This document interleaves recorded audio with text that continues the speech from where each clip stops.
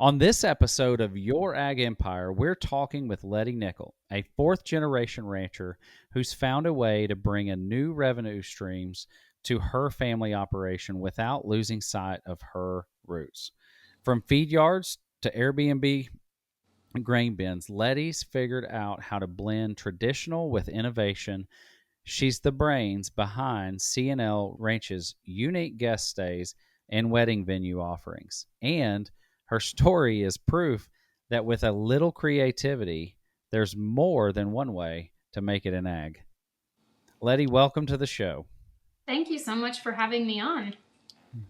Let's go down how you got to where you are, and you're OSU girl.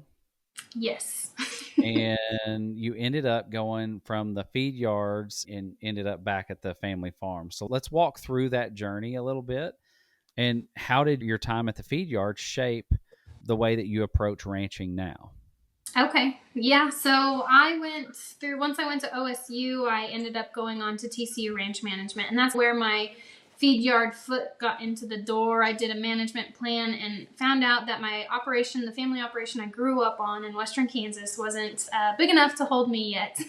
So I had to figure out something different. And I went on to the feed yard industry, and I started out as a manager trainee, and they shipped me throughout the whole feed yard, whether I was helping shipping, receiving cattle, running budgets for customers, in the mill, doing feed analysis, a whole bunch of different things. And I was in a couple different yards in Texas, Kansas, Oklahoma, and Colorado. So I was able to see so many different operations and different managers, and how there really is different ways to skin a cat. We all don't have to do it the same way. Every operation's different. So that taught me so much, and I'm so grateful for that opportunity. It allowed me to take what I learned from both of those experiences, TCU Ranch Management and the feed yard, and really just evaluate our operation and figure out that it wasn't big enough for me to come back home without bringing another piece back. So That's how I got into the feed yards.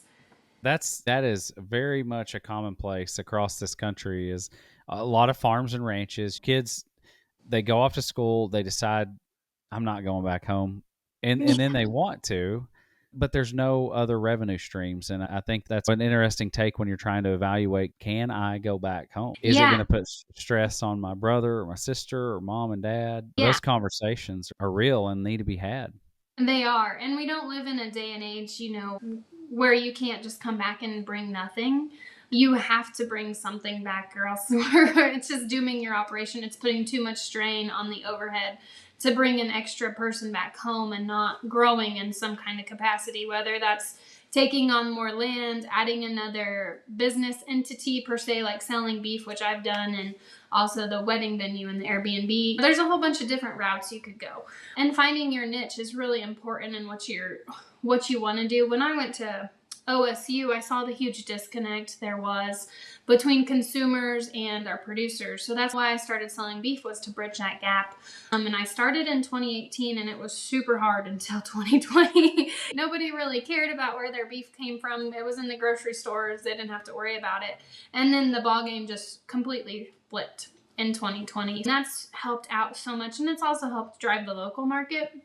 The local market for me was hard, just because everyone around here, that's a perk of a job.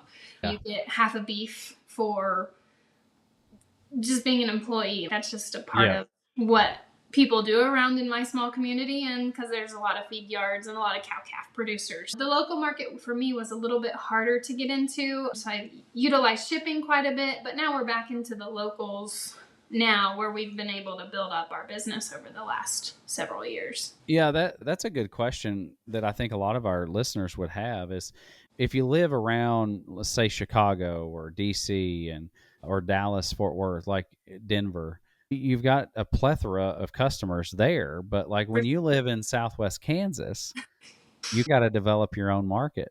Yes, you do. And that's the pushback that I get a lot of times from a lot of the producers is, I can't sell it because everybody else is selling it. And how have you differentiated yourself in order to build that business? Yeah, absolutely. So my biggest thing, when I get that too, producers are like, oh, my neighbor down the road's doing it. but they might be doing grass-fed. There's a lot of people who focus on that grass-fed niche market, and there are neighbors. I have neighbors who do grass-fed, Sure. but we're not grass-fed. We do corn-finished beef, and I think if you differentiate, sorry, Yeah. a little bit and figure out your niche and what are you good at, what are your resources, and utilizing the resources you have, you can really create a very cool business opportunity. And maybe selling beef directly is a lot of work. I'm not going to Sure. sit here and tell you other people that, oh yeah, it's the greatest thing ever and it's easy peasy. It was hard. It was very hard, and it took time to build that customer base. So maybe you can look into different things that your community needs. One of the other things I did when I moved back home, there was no high quality mineral for cows, like salt and protein mineral to buy. You could go to Big R and get those protein tubs that you throw out there and they last for a day. And it just wasn't good high quality protein. So I added a protein, like a little feed store on the side too. So you can look at the different resources that your community might need or things that you wish your community had. And it doesn't even have to be ag related. It could be a fitness center, if that's what you're into. I'm not saying I'm into fitness, but there are several things our little communities need that there are opportunities for us if we just look outside the box. Have you always been an entrepreneur, or is this like a newly acquired taste? No, I have always been an entrepreneur. I just didn't know it. When I was younger, I had honeybees. I had cows and bottle calves and all that. I just never really put it together, and I didn't know how to run a business, so I've probably failed more than I ever succeeded in. But I think that's part of being an entrepreneur. No, it is. It absolutely is. Yeah, they say you can't, there is no failure. You just fail, you fail forward. Yeah. You just learn through it. And so, yeah. What do you think? It sounds like you've always probably been an entrepreneur at heart, but what do you think inspired you to start thinking outside of the box and bringing these other endeavors back to the ranch or to increase revenue streams? Yes. So when I moved back home, I knew I was moving back home to help, and I didn't have a revenue. And I knew I had saved enough to make it for a year. So that was where I was at. I got a year to figure out what I'm going to do with my life. But I bought this old house, and it's super as an old rental for years. And I remodeled it myself and did different things like that. And I was like, there's a hotel in my community, but it's not great. It's one of those questionable little community hotels. And I was like, maybe I'll just throw my house on the Airbnb. I was young and single at this point in time. I didn't have kids. I didn't have a family. And I was like, I can just pack up my bag. I don't have super valuable things and go stay with my parents when someone rents. So that's what I did for a little bit, was rent my house out. And I was kicked out of my house 3 out of the 4 weeks of a month. Wow. Yeah. And I was like, okay, I love my parents, but once you leave and flee, you don't want to go back. Yeah. So that's where the grain bin kind of came. After that, I was like, I had this little grain bin on my property. It really didn't serve any purpose at all. And I was like, how cool would it be to convert it into like an Airbnb type of glamping experience? And that's what I did, was finish it, and it's been a booming business ever since. A lot of times that will actually pay for my cash flow throughout the year. Yeah. Living expenses, stuff like that. Yeah, so tell us a little bit more about the bin. I know some of it, but tell our listeners maybe about the bin. Yeah. So it's just a little, with the wedding venue, when we started it in 2020, I opened it up and I knew eventually I would finish it inside, but I could only do so much at a time with capital investments that I had and the resources I had at the time. So I ended up finishing it a year later, and it's a 12-foot window we cut out. We had to build a special frame for it because it's a very unique creature, and it was going to cost $30,000 to do it with somebody else. Sure. So my brother helped me. I hired my brother, and he helped me finish it. We created a loft, and it's all welded. He came up with the architect design because that's how he ticks, and he's super talented with it. And then we were able to make the staircase and the loft upstairs where someone can sleep. The bathroom is next door in the round top, but that's why we advertise it as a glamping experience. And we really advertise it like glamping ranch experience, so people get the full feel. Like, we'll leave a cake bucket in there for them to feed the cows if the cows are in the back. I have these longhorns that I got for touristic-y type things. Sure. We Yeah. don't, I'm not a Longhorn raiser. They're strictly for the grain bin. That's cool. So the other day, Yeah, that I was is going cool. to sell one the other day because we have too many with the stalkers we're running right now. And I called the guy. It was a special pair sale. And he's like, ma'am, this is an English pair set, like an English cross sale, not exotic sale. I was like, okay, I know. But it was just That's funny. funny. So, That's You funny. didn't take that from the feed yard. no, I That's didn't. way too much. Yeah, No. it was much more in the ag touristic sector of where I got Yeah. that one from. Yeah. People love them though. They're so cool with their big They horns out in the are. pasture. Oh yeah. They're just a cool to look at. So Oh yeah. I How agree. a lot of folks are a little reserved to go down this road because the thought of hosting guests on your land, yeah, it's personal. It's your place. It's your sanctuary. It's where for sure. yeah, it's your getaway, but now you're going to have these folks that are visiting, they're there. How do you how did you cope with that? How did you deal with that? Or did it just come natural and you're like, "No, it's fine. We'll deal with it." Yeah, I think I came by it natural, really, because I love talking to people. Or I love Yeah. hosting people too. I think it's something you have to for sure have a heart for. And people are so kind. I've not had a bad Airbnb guest yet. Knock on wood, you never know what tomorrow brings. But Yeah. people really genuinely want to learn about what we're doing. And I feel like that's something we're going to have to do as an industry as a whole if we want to continue the way we're going. We have such a huge gap in this industry and where people don't understand what we do on a day-to-day, and just having people come here, giving them a tour, because we have additional services that we offer when they do stay, whether it's a tour or they could go walk, or I haven't gotten into the horseback riding thing. I don't have the capacity for that. But there are so many different things that we give them options for, also like our local beef or buying some eggs from us, just different things like that really just bridge that gap. And it didn't really affect me that people were coming to my place because I didn't have an option. It was one of those things I had to do it to make it work. And I just got over it. And it's really not that bad once you get into it. And people genuinely do just want to know what you do and how you do it. Yeah, I feel like we're probably taking the opportunity in our settings and our situations to teach the others kind of what life is like out here in rural America. But I guess if we were to flip it around, what do you think you've learned out of like hosting events, like on your Yeah. place? Do you feel like you've learned from the passersby and the visitors that have come? And Oh, yeah. I have learned so much from them. Honest, and just like the sheer amount of. So there was someone who, like, those memorable impressions you get into your brain that someone says that you can really never forget it. I had a guest, I don't know how long ago, it's probably been a year ago, said, "This is the first time I stepped on grass in probably 2 years." And I was like, Oh, what? wow. Yeah, wow. that is Yeah. mind blowing to me. If you just think about Yeah. the sheer amount of how many people are disconnected, like they don't even step on grass anymore, and just realizing that's a whole different perspective of where some of my guests are coming from. So it's pretty unique that we can impact them in that way. And you come out to Western Kansas where you can see for your dog run away for 3 days is what this Y'all is. have the most Because I can't. beautiful sunsets. Western Oh, Kansas sunsets are beautiful. absolutely. And they're just blown away about the pure vastity of this land. So Yeah. I've got a question for you. So, how did you get people to find Western Kansas of all places? And are you capturing folks that are local, or are you getting folks from everywhere?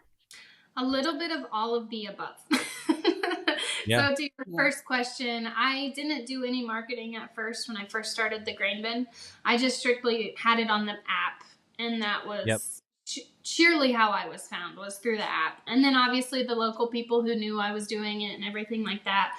I didn't get serious about marketing the grain bin until a couple years ago. I was like, okay, maybe I should start posting about it on social media so people can find it better, especially since it's pretty trendy right now. Outdoor experiences are very trendy. So I started posting about it, and I think that helped. Like, I don't have any hard data for you. I wish you could say this was my return on investment. I have no idea, and most people don't tell me where they found me. Most people will say it's just through the Airbnb app, so I can't give you any hard figures. And then I have several people who do just want to escape, even like Garden City. I have several people who come from Garden City and stay the night, or Lamar, Colorado, and just want to get out of the big town. And for a while, we did do some date nights at the bin where we would cook them some homegrown beef, homegrown products, and then they'd have a little couples night at the grain bin. So we did do some of that for marketing to our locals. And then we've also had people from Finland and China and Germany. So it's just been a slew of people throughout the country, throughout the world. It's been very cool. That's so really cool. Social media, like it's big in our business. It's everywhere. We were talking to another guest that was their whole focus was social media. Has that played a big role in once the guests have come and they've met you, they know how genuine you are, and are they following you on all your social channels and helping spread the word? Yeah, they are. And there are still several guests that I stay in contact with on not a day-to-day basis, but we'll message back and forth on Instagram or TikTok, whatever it might be. And they're like, oh, that's such a pretty sunset, or, oh, I miss it, I'm going to have to come back. Just having that memorable impression and being personable, it goes a long ways. And social media is huge. And there's a lot of opportunities that we can utilize with social media. Which platform's your favorite? I used to really love Instagram, which I still love Instagram, but I'm over the algorithm of Instagram and a lot of the politics behind it.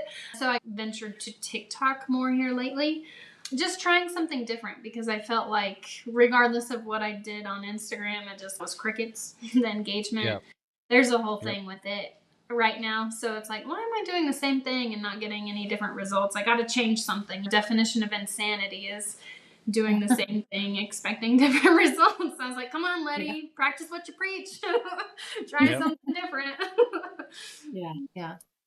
I struggle with social media. That is probably more Jonathan's role. But I guess in that, for someone maybe that's a listener out there like me, how do you balance being authentic with this type of strategy also out there in the social media world, storytelling, to tell the world what we do, what you're offering, the educational piece, getting access to your venue, all the things, I guess, for people like me out there that need the encouragement. Yeah, just your story is powerful regardless of what you go through. We all go through different things in life and have our own challenges that we go through, and just sharing your story is powerful. And that's what, more than anything, people don't want to see the numbers. They don't want to see the figure. They want to know that you're a real person and that you have been through challenges to get to where you're at. It's the whole seen, felt, feel type of messaging that comes across.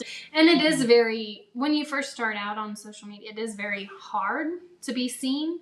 And I think that's something you just have to get over, is you're going to be seen whether you want to be or not. And that's just part of sharing on social media. And I think it's something we have to be more about going forward, more transparency, which is unfortunate, but food is such a personable experience for everybody because everybody eats and everybody wants to know that their food is taken care of properly.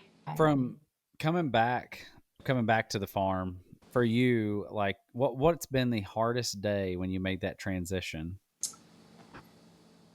Like as in just, it could be business, it could be the ranch. Like, what was the hardest day? Like moving back from her corporate days, like back to the farm kind of a thing. Yeah. Maybe. Yeah. I think just figuring out how to work with family. That's probably that's a good one. My most challenging part has been working with not necessarily that I have a bad family or it's hard working with family, just there's the transition part of where my dad is still very much in charge of everything, but then you're young and you're ambitious and you have a whole bunch of new passions that you want to bring to the table, and they're very, whoa, I've never done that type of a thing before. Sure. So I think just being patient with them and also not overstepping your place when you're a young person coming back to the family operation is learning to do the dirty work with them, alongside them, day in and day out. And that's how you get their respect, whether you want to do it or not. Nobody likes to break ice in -10-degree weather. Nobody likes to build fence. Sure. All those hard things, but they are absolutely necessary to earn the trust and the respect that you deserve. So Yeah, the family piece is always tough to Yes. navigate. And like you said, when you left for college, you were a kid Yeah. and you'd worked in the feed yard, you'd done all these things, and you had experiences. And I think a lot of times when these youngsters come back to the farm, I think the fathers, grandfathers, everybody still sees them as a kid, not knowing Yes. all the real life experience that you've had. And yeah, like you said, it's all about perspective and attitude when you come back. It really is. And it's challenging. It's still challenging too, because now, like, my husband and I have our own operation going. So we'll do stuff over here, and my dad, that doesn't make sense why you're doing it that way. And it's just a different way of farming and a different way of ranching with new practices like no-till, regenerative. And we're not anywhere on one side or the other. I don't think one side Yeah. is the way. I don't think conventional farming is. I think both of them have their place. You have to watch your land, you have to watch your cattle, you have to watch your resources, what you have, and merge the two somewhere. Yeah. So my dad's kind of more of a conventional type of a guy and doesn't like the whole no-till type of stuff, but I think there's times and places for both of it. So we still butt Sure. heads, and I think it's just learning to realize that's what you want to do, Dad. That's fine. This is what we're going to try. We're going to see if it works. And just respecting each other's opinions because we both have experience in different avenues. Sure. Yeah. I guess just for those curious, just what's life like out in Southwest Kansas? What's a day in the life of Letty look like right now? Gosh, right now it's a little like I have no idea. I hate that question. Right now it's just we're doing a lot of irrigation right now. We were blessed so much this fall. We had 6 inches of rain. So we've been off all winter on irrigating. We have a bunch of deep moisture, and we always try to go into the season with 5 foot of profiles. We have deep moisture, but that top profile is still it's just dry right now. So we're trying to get the top profile to connect with our deep moisture, which I'm sure you guys are in the same boat. So that's the biggest thing in calving season, rotating our stocker cattle too on wheat pasture and triticale. We try to graze them hard and then move to a new field and then rotate that way. I did just finish up a baling project that came up randomly, but so that's a day in the life. And then whenever the Airbnb books is just taking care of the bin, and which I have also, if anybody is wanting to start an Airbnb on their operation, I will say just make it fit your schedule. The bin is very easy for me to clean. It takes me an hour to flip it for someone to come in, and that's very doable. We all have an hour in our day. If you get into something bigger, a bigger structure, it's going to take more time, more capacity from you. So if it is something you are exploring, just make sure it really fits your schedule and that you can make it fit. So Sure. that is the same thing. Yeah, I never know when an Airbnb booking is going to happen. It might be like 30 minutes. It might be tonight at midnight. It's just so random. Yeah. Cool. So cool. Yeah. What's next for CNL Ranch? Yeah. Anything exciting in the works? I think just getting ready to ship the calves here in mid-May, and then we'll flip so we're really focused on stocker cattle right now, our niche with CNL Ranch. My parents have their cow-calf herd, so that's a whole different thing that we have to focus on. But for CNL, we're just getting ready to flip our cattle and start planting some forage sorghum and some cover crops to graze summer cattle on. And then we did plant a circle of Bermuda last year, so I'm trying to figure out how to grow Bermuda grass in the desert. Oh, all it takes is water and fertilizer. So that's where we're at, and just keeping the Airbnb chirping along and the wedding venue, and we've got a couple weddings this year, so getting those geared up and ready to go. Yeah. Well, you picked a good time to sell calves because it looked like prices were up here at all-time highs. And any plans on reloading these summer calves? What are you guys going to buy? Well, yeah, we won't buy them. It's too much capital right now just because of the price. So we usually bring them in for a feed yard during the summertime. And that's handy. Yeah, since we have them here pretty local, just 30 miles away, it makes it pretty easy to flip cattle. And then we can get them shipped off fast in September and still get our triticale or our wheat pasture in for this fall and bring in more winter pasture cattle. So perfect. Turn and burn. Letty, where can folks learn more about you? Yeah, Where can you they can follow find. along in this journey? Yeah, absolutely. On Instagram, it's just at Lettie Nickell, and then on TikTok at Lettie Nickell. Facebook hacked me and I can't get on there, so I'm sorry I can't give you that handle. But those are the two places I'm on most regularly. Well, if you had to give any of our listeners advice, what's one piece of advice that you would give them? And it could be anything, whether it's the Airbnbs, it's Mm-hmm. agriculture, ranching, life, whatever. Yeah, I think just finding your passion, find what you're passionate about, and create a business out of it because you can't really get burned out on it. And that was part of why I started the Airbnb and selling beef is because I do get bored in the day to day sometimes on maybe it's Sure. my entrepreneurial spirit. I don't know what it is, but you can get burnt out on the mundane day to day chores, the same thing every single day. So finding something you're like super passionate about and just offering that to the world, whether that's hosting people with an Airbnb or selling beef, or you have a niche, you have a strength, and finding that if you're looking for more ways to bring back income, which we all are with Mm-hmm. tight margins and just the dynamics we're walking into in agriculture is pretty unprecedented, I think. So there's definitely more ways to bring income back into your operation. It's just finding what you want to do. Sure. I like that. Thanks for tuning in to Your Ag Empire. If this episode sparks some ideas for your own operation or just made you want to sleep in a grain bin, go ahead and share it. Hit follow so you don't miss out on next week's conversations.